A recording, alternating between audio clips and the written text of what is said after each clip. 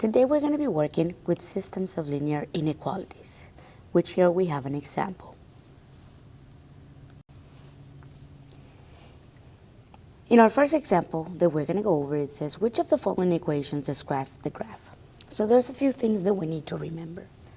First of all, linear inequalities are actually going to follow, in a way, the format y equals mx plus b.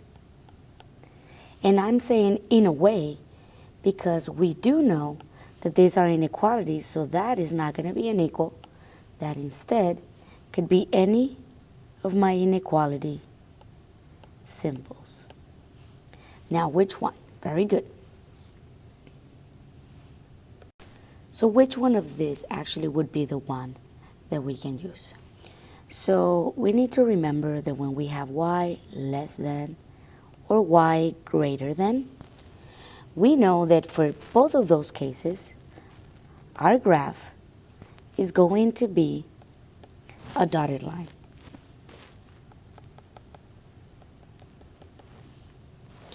In the case of y less or equal or y greater than equal, in those cases, our graph is going to be, instead of a dotted line, is going to be a solid line.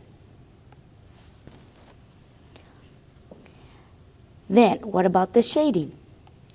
If we are saying that y has to be less than, that means that I'm going to shade under the line. Now, if what I have is y is less or equal, it's still less, so we still shade under.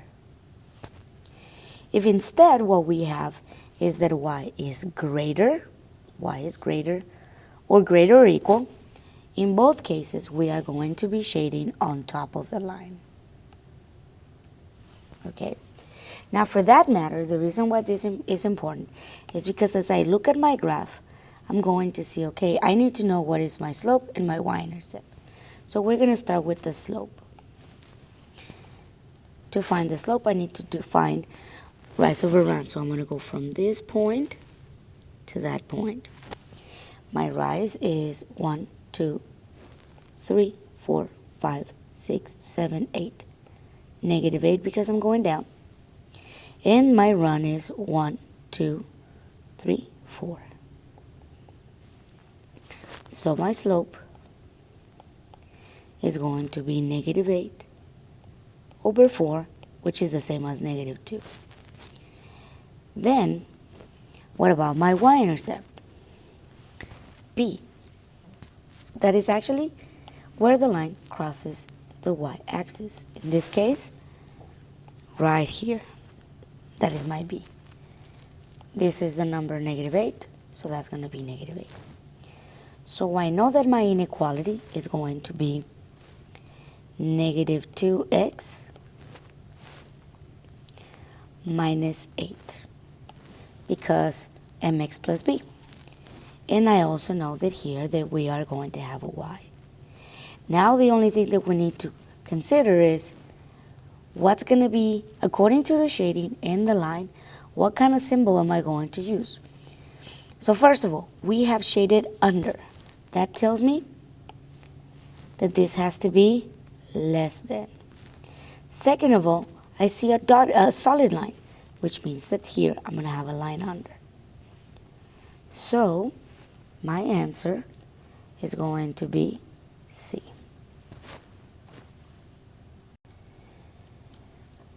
This is when we have one, but when you have two, a system, we need to remember that the solutions are going to be located in the double shaded area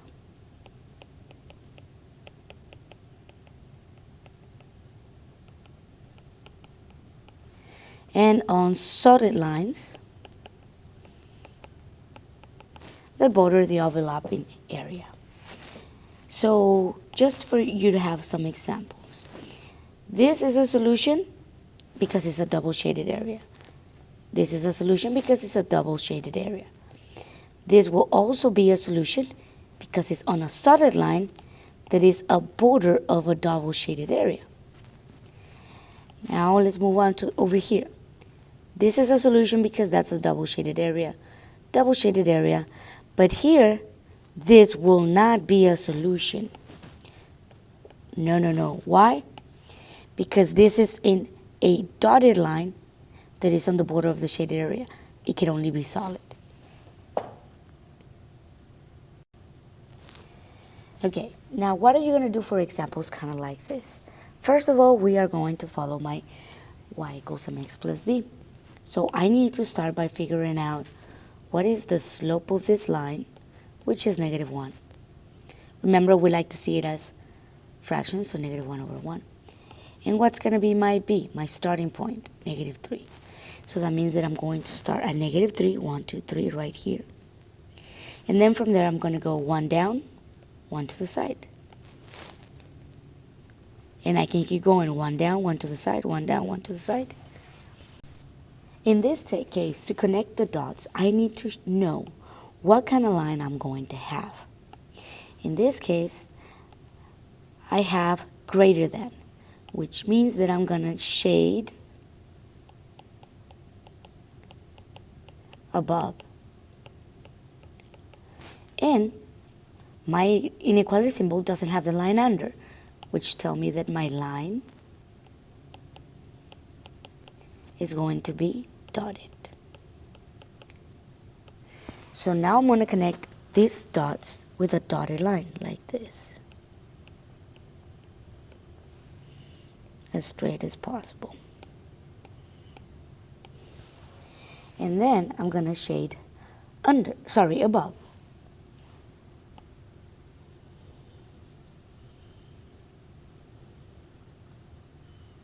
Very good. Now I'm going to do the same with my second one. My slope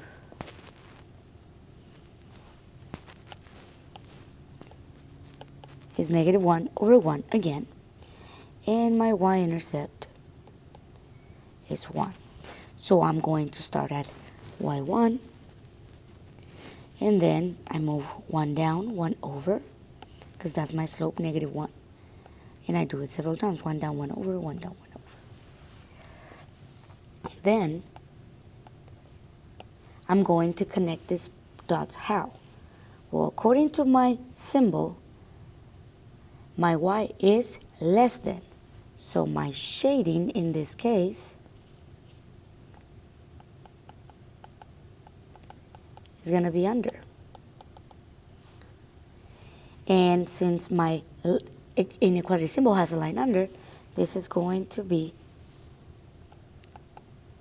the line is going to be solid. So I connect with the solid line as straight as possible. And then after that, we are going to shade under.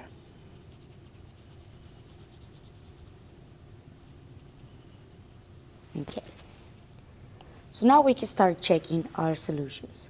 Our first solution, or what we are being asked to check, is the point 2, -1.